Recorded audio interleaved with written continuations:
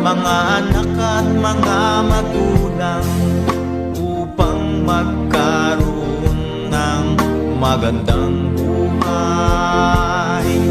Masakit man para sa akin ang malayo sa aking pamilya, pero wala akong magagawa. Akala nila masarap ang buhay abroad, nagtitiis sa hirap, pagod o ligayo. Sabayan pa ng pangungulila sa naiwan mong pamilya.